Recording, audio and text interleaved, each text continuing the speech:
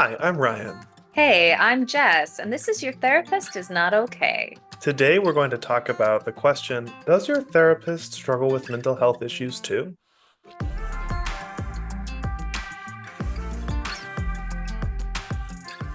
We are so excited to share this episode because it's one of the very first ones we ever really thought about doing when we created Your Therapist is Not Okay. Yeah, this is going to be a great episode of one of the most taboo topics of mental health issues that we also face. So let's dive in. I'm just going to jump right into this big question. Jess, do therapists actually have mental health issues? My first gut reaction when I hear you ask that question is, of course we do. Why do you think we're so good at our jobs? That's like my number one thing that I always want whenever clients or anyone else asks. I wrote a blog article a while ago about would you call in sick with depression? And in that blog article, I actually mentioned my own bouts of depression. Mhm. And I remember afterwards, so many people coming up to me and being pretty amazed that I too might suffer with some of the very things that they're suffering with. Mhm. And that was kind of the start of me wondering, like, oh, you really didn't think that like we would actually face the same issues. But actually, like many of us have depression, anxiety, seasonal affective disorder, or SAD. Many of us struggle with eating concerns or dysmorphia with our bodies. Many of us have relationship issues. These are not just client issues. These are human things that we struggle with. Mhm. And I think that that is really the fundamental theme of Your Therapist is Not Okay. It's allowing us to kind of almost break away from this idea that we're above a client or that we're fixed and they're broken. It's it's not about us being fixed. It's actually about us also struggling with these very things. Absolutely. And I think that's just such a valuable thing to remember that often people's own experience, therapists' own experience with their mental health issues, is what has led them to have a passion and desire for becoming a therapist. Mhm. Um, Yeah. it's very common on a training program that when people are speaking and getting to know each other, they might share part of their why for becoming a therapist. And very often it's about their own experience of a mental health Mm, issue or a loved one's experience of a mental health issue. Um, and so that really is where we draw the knowledge that we use to do our jobs, mhm. as well as the passion. Because there is something kind of odd about being a therapist, right? So you have to, kind of have and understand why you would want to do that. Weird job, isn't it? It is a kind of strange job, yes. We are sitting in other people's darkness. And how can we do that unless we really know our own? And that's something that both Jess and we really encourage new providers to lean into their own mental health as they're learning and growing to become a therapist Mhm. so that we're not taken off guard. So that's an important thing that I want to acknowledge here is that while your therapist is not okay, while we each struggle with our own mental health issues, part of our training and part of our routine practice as a therapist is making sure we are supporting for and caring for ourselves, often in the same ways we're encouraging you to, so that we can show up for you without being distracted by what's coming up for us. Yeah, one of the things we often talk about when we're training new supervisees and therapists in the field is we talk about the thing called the shadow. And the shadow really is this, what are some of the things that are getting in your way as a therapist? Mhm. And by acknowledging that, it actually allows us to not let clients um to make us look impressive or to compliment us to fit our own needs. So we often get our trainees to almost like dive into like what are some of your shadows? What is your past? What did motivate you to do this work?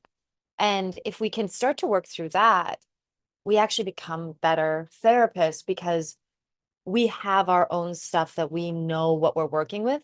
So we don't unconsciously make a client necessarily have to make us feel good about ourselves. And so in this way, by working with our self-awareness Mhm. and working through our own issues and growing, we are more able to meet our clients in the depths. Mhm. We are more able to offer the healing boundaries and atmosphere that are needed to support clients. But as we talk about this, and it's clear that you and I feel strongly that it's normal for therapists to have mental health issues. It's good and important for them to work through it. I'm left wondering, why do you think this is such a silent, kind of taboo topic?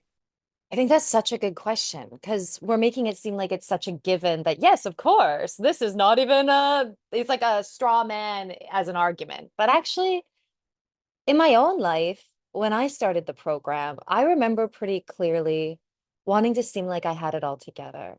Mm, What got me into my doctorate was writing pretty honestly about some of the very important and terrifying loss I had experienced as a young girl. mm, Um, and I wrote really honestly and viscerally about growing up in a pretty traumatic, pretty broken home, um, and about grief with some very important family member that I had lost and feeling alone. And so I really dove into my own past. And it really got me into the program. They were impressed with like my honesty and authenticity.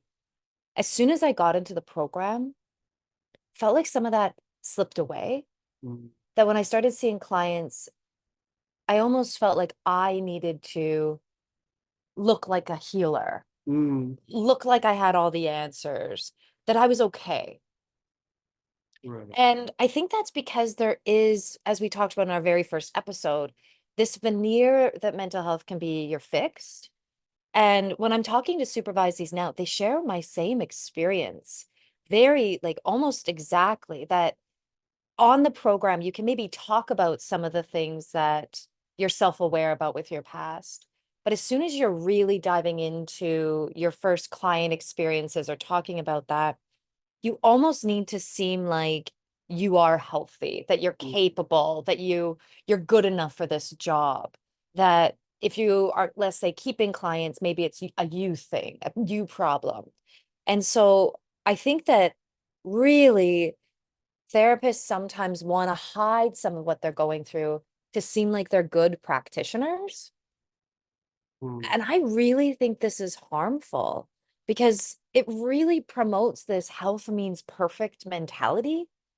And somehow we as therapists become this like unspoken spokesperson for it, which we didn't ask for and didn't sign up for, but we can fall into this kind of veneer. Absolutely. And it's somehow like we're walking around perfectly happy and everything's solved in our lives. And we're these sage providers that can kind of allow clients to feel held in the warmth of our knowledge. Mhm. And that's actually, it's problematic. It really promotes this us them veneer that that takes away some of the humanness of what we actually bring as therapists. Absolutely. And I really relate to what you're saying there about the schema, where I've met a lot of trainee therapists, and I at times too have felt this kind of desire to embody the stereotype of what a therapist is supposed to be, whether that comes from media, kind of pop culture references to therapy, think a lot of like long curly hair and cardigans and warm and Mm. how did that make you feel? Even some of the stock questions that, while they can be very useful in therapy, through media, they become like a little, I guess what we would now say, cringe. You're so hip, Ryan. I am very hip, actually. Um, and something that I noticed is that limits my capacity when I fall into wanting to present that kind of facade, that veneer, is it limits my capacity to be really authentic with my clients. Mm. And that authenticity has been at many times the thing that has been most helpful for clients, Mm. just to be able to respond to them in a human and compassionate way. It kind of also equalizes the relationship in some ways when you are able to do that, eh, Ryan? Like, if you can share yourself, clients actually can lean into that and trust you more. But it makes me wonder, like, we keep talking about fixed as almost being a dirty term. I think on this podcast, fixed is maybe a dirty term. Maybe. And health isn't fixed. Okay, we keep saying that. But then what is mental health? How would you define mental health? If it's not being perfect, if it's not being fixed, what is it? For me, I kind of think a little bit about what we're talking about at the start of this podcast, where it's about the way that we engage with taking care of our mental and emotional well-being. To me, when I'm mentally healthy, it doesn't mean that I don't have chronic depression. It doesn't mean that I don't struggle with um, body image, body dysmorphia, really.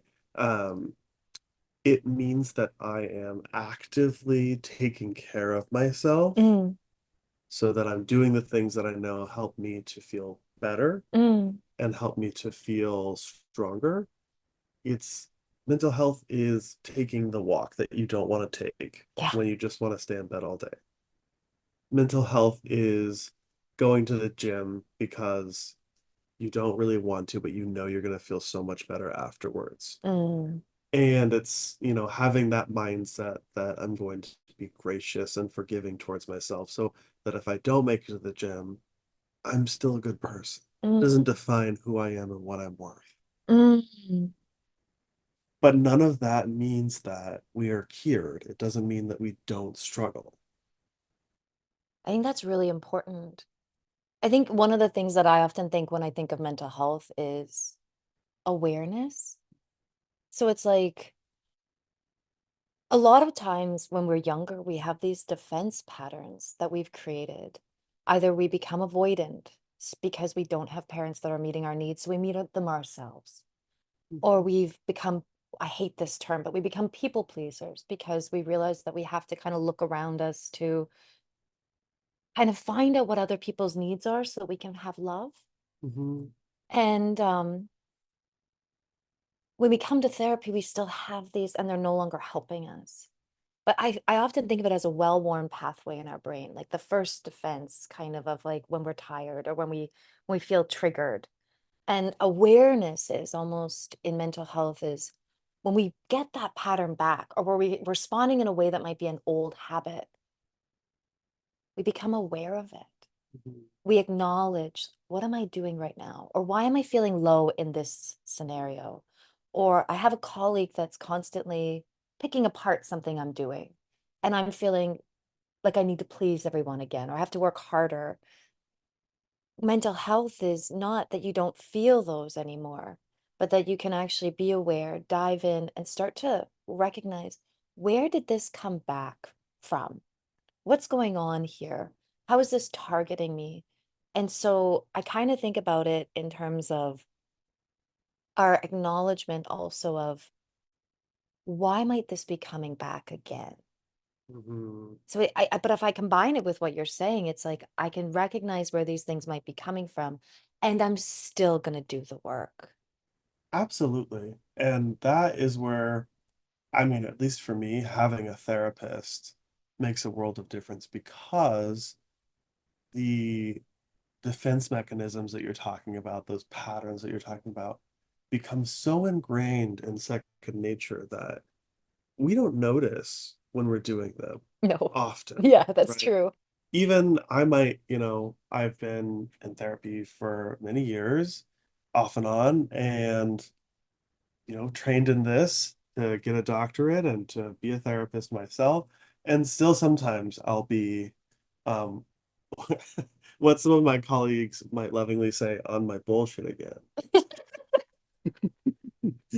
for a little while before I'm like, oh, I am doing that old habit to protect myself. Mhm. And that's another aspect of mental health is, being willing to have those oh moments where it's like, oh, okay, now I need to remember what's the path that I take back to taking care of myself? Oh, I love that. What's the path I take? How do I get back to a place where I feel safe again? It's not this habit anymore. Ah, getting back on maybe the lesser worn path. Yeah. Yeah, and as we're talking about this, I'm thinking that a lot of this really connects to a topic we briefly touched on at the beginning of our podcast. Mhm. Um, and that's the idea of the wounded healer. How do Yeah, you think that might fit in with what we're talking about today? that's a good question. And it does kind of link, doesn't it? Carl Jung, when he was writing about client work, he uses this phrase wounded healer. And it was pretty profound then. I think it's pretty profound now. It's this aspect of I'm wounded, but I'm still going to heal. Hmm. I'm also struggling and I'm going to lead. And for Carl Jung, he talks about this aspect of being able to lead because of that in our own sort of sense of vulnerability, of care, of doing this work. And I think what he kind of speaks to and what we're speaking to is it's not from a place of being above. Um, Potentially on the line of self-awareness, we may be farther along in the sense we've done our work or have been doing our work for longer. But it doesn't mean that we don't still reach into that wound. In fact, sometimes I think the darkness I've faced when I was younger really allows me to know the darkness that someone else is coming with. I recently had an experience where a client is struggling, has a number of friends that are kind of just saying it's going to be okay, praising my client, saying like, like how great they are. And I know how silencing that can feel. Hmm. That when I'm actually in darkness, I sometimes don't want someone just to give me a pep talk that I'm not listening to. Hmm. I want me to explore why is this darkness around me or why am I struggling, even though logically I can understand other things around it that are makes doesn't make sense why I'm feeling this way. I know that feeling. It's my darkness that allows me and my past that allows me to really lean into that, not trying to solve it or give a quip.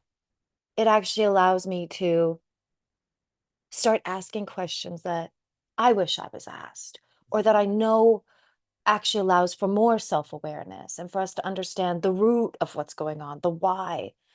I think Carl Jung probably in his understanding of wounded healer would lean into that. It is our wounds that heal because we've done the work and we can empathize and we can get it with our clients.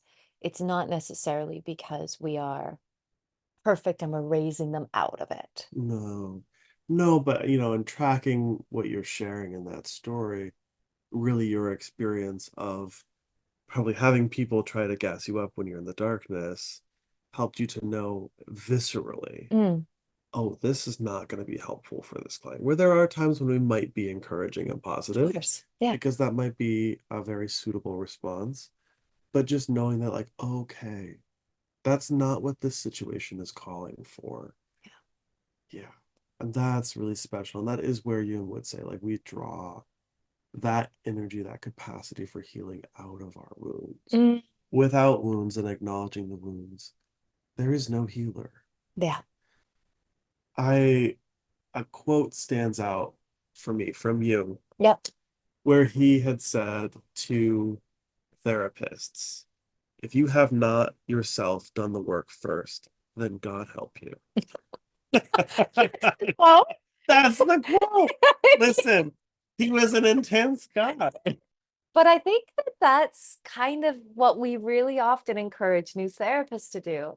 And I'm noticing that sometimes programs don't even lean into that. Yes. That programs don't really require that vigorous working through. It's very theoretical nowadays, at least from my perspective of what like I've seen with my practicum students coming in and Yep. da da da. And so I think that one of the things is when we don't actually, we're not encouraged to do the work. It's not something that is talked about. of that kind of idea of wounded healer, that we can kind of enter the field not having done the work ourselves. And you and I do our trainings that are not for the faint of heart. No. When we do our psychodynamic workshop for therapists in the field, we have this intensive period of deep exploration, and they're learning what psychodynamic really means. One of our biggest and hardest part of our trainings was doing that work, diving in, learning how others view us. Mhm. Oofed. Like you and I both have talked about this so many times. That training was hard Yeah. because it made us do the work. Absolutely. One of the things that I love about doing that training is, well, that's my life's passion project, really, is encouraging other providers to do that Yeah. kind of work. But I also have a selfish love for it because I get to keep doing the work over and over again. Jess wrote this awesome questionnaire, just these really personal questions about, what was your experience in your childhood? Yeah. Where did you feel your needs met? Where did you feel them not met? To just really push people to start to be very introspective of the experience that they've had that has led them to the coping and defense mechanisms that they now have in place. Yeah. Yeah. And that questionnaire, actually, I have a funny story about the questionnaire. Oh. I sent it to somebody really important to me that I just wanted to kind of like edit. And they got back to me. They were like, Jess, you're making your participants answer these? What? And isn't this okay? Right. Like, who were you in a group? Were you like, and like, how did you defend yourself against like trauma? And I was like, I think that's just natural questions. They're just everyday, opening small talk questions. Yeah. Don't meet me at a party, everyone. Like, you do not want to be cornered with me at a party. But I think just wrapping this up and thinking about it is, for clients, I want you to know you're allowed to ask your therapist if they can relate, or what kind of experience they might have had with this. You're allowed to ask for a therapist to be more real with you. That if it actually bothers you, maybe the professional veneer, you can also push back as a client and say, here's what I'm looking for. I would say that anytime I'm in a consult with clients, and they're asking different questions, I usually say, make sure you have the right fit. And that's usually somebody that you can trust. And in my experience of doing this work, it's usually somebody real. So as a client, like, you can ask for, I just would love a little bit more of you and less of the professional. You're allowed to ask that. And it'll be a good screening test if a therapist is willing to meet you in that. If this jives with you and you love this authenticity, especially if you're doing psychodynamic work. And for practitioners, if this jives with you, send us a message, send us a DM. We are constantly running these trainings to get us to actually have this self-awareness, to work through the shadow, to look at what the wounded healer actually looks like, for sure. But at the same time, if it's a work that you haven't done and that you're curious, it's not therapy, and it's not for the faint of heart, but it can be transformative in how you practice. It was for me and for many of the people who've taken our workshop. It's incredible. Personally, it's incredible to just see the change. Yeah. Yeah, it's really special. And I would also want to say for clients, there's a couple things that this doesn't necessarily mean. This doesn't mean that your therapist, if they're like us, is going to talk about their mental health problems in your session. That shouldn't be happening. No. But it does mean that you can know that they've been through difficult things. They may not have been through the exact same thing as you because you are unique.